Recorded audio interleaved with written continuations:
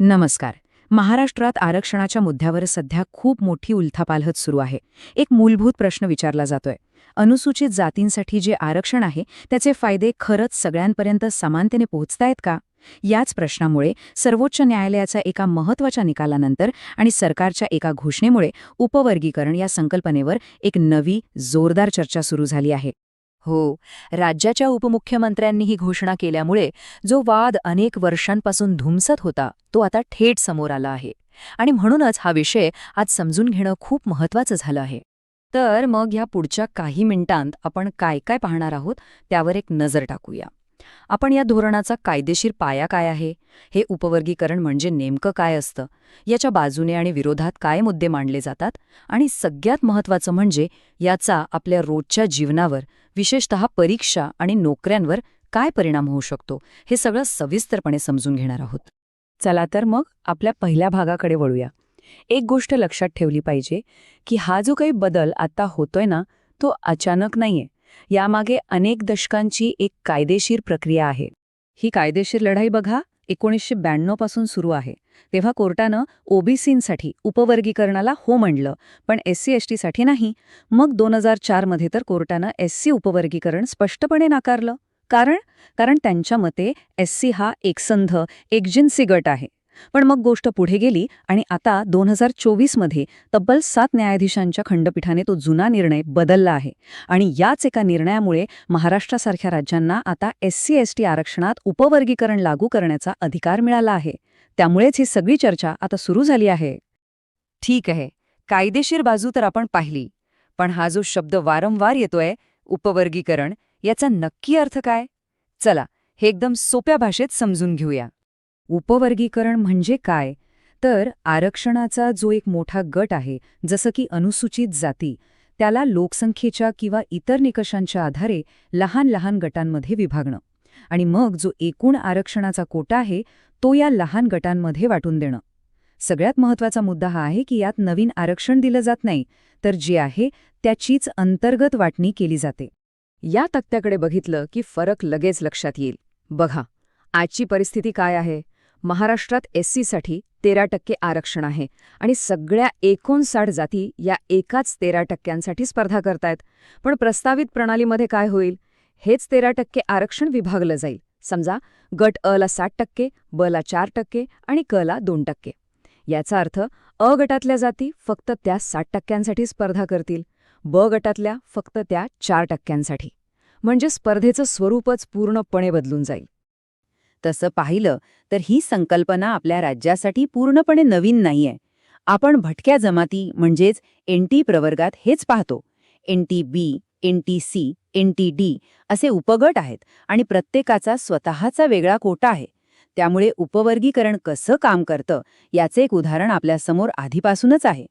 चला आता या वादाच्या दोन्ही बाजू समजून घेऊया.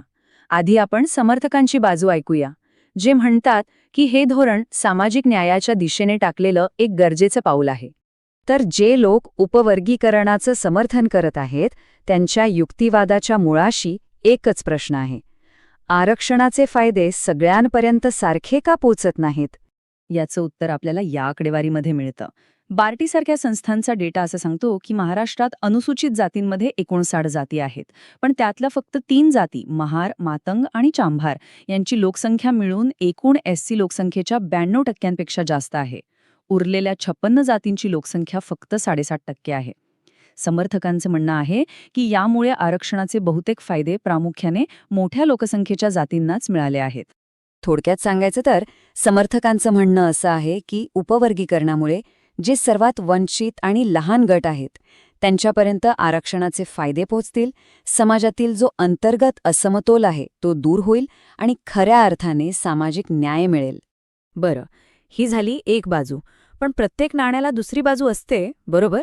आता आपण त्या लोकांचं मत ऐकूया जे या धोरणाकडे न्यायाचं साधन म्हणून नाही तर एक धोका म्हणून बघतात.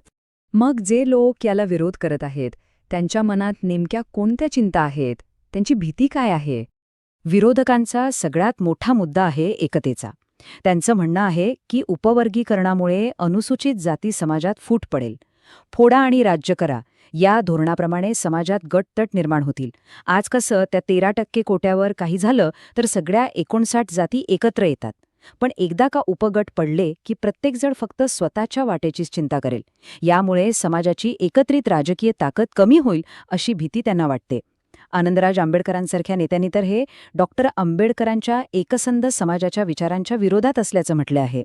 राजकारण आणि युक्तिवाद तर झाले, पण या सगळ्याचा थेट परिणाम सामान्य लोकांवर, विशेषतः विद्यार्थी आणि नोकरी शोधणाऱ्यांवर काय होऊ शकतो, हा एक खूप महत्त्वाचा पैलू आहे. या चर्चेसोबतच नॉन क्रिमी लेअर हा शब्दही आता पुढे येतोय. ही संकल्पना सध्या ओबीसी प्रवर्गात लागू आहे. याचा सोपा अर्थ आहे एक उत्पन्नाची मर्यादा, म्हणजे ज्या कुटुंबांचं वार्षिक उत्पन्न एका ठराविक रकमेपेक्षा जास्त आहे त्यांना आरक्षणाचे फायदे मिळणार नाहीत. आता हाच नियम अनुसूचित जातींसाठीही लागू करण्याचा विचार सुरू आहे. पण ह्याची गरज काय आहे हे उदाहरण बघा, म्हणजे लगेच कळेल. एका समाजातला एक विद्यार्थी आहे ज्याच्या कुटुंबाची आर्थिक परिस्थिती खूप चांगली आहे. त्याला उत्तम शाळा, महागडे कोचिंग क्लासेस, सगळी साधनं मिळतात. आणि दुसरीकडे त्याच समाजातला एक विद्यार्थी आहे जो जिल्हा परिषदेच्या शाळेत शिकतोय, ज्याच्याकडे संसाधनांची कमतरता आहे. आता या दोघांना एकाच पातळीवर ठेवणं योग्य आहे का? हाच प्रश्न नॉन क्रिमी लेअरच्या चर्चेमागे आहे. हा तक्ता आपल्याला बदल अगदी स्पष्टपणे दाखवतो. सध्या SC/ST आरक्षणाला उत्पन्नाची कोणतीही अट नाही. पण नवीन प्रणालीत समजा 12 लाखांची मर्यादा लावली तर ज्यांचं उत्पन्न त्यापेक्षा जास्त आहे त्यांना आरक्षणाचा फायदा मिळणार नाही. त्यांना खुल्या प्रवर्गात स्पर्धा करावी लागेल. यामागचा उद्देश हा आहे की आरक्षणाचे फायदे समाजातील खऱ्या गरजू आणि आर्थिकदृष्ट्या दुर्बल घटकांपर्यंतच पोहोचावेत. तर ह्या सगळ्या चर्चेनंतर आपण पुन्हा एकदा मूळ मुद्द्यावर येतो. या गुंतागुंतीच्या विषयाच्या केंद्रस्थानी एक मोठा प्रश्न आहे.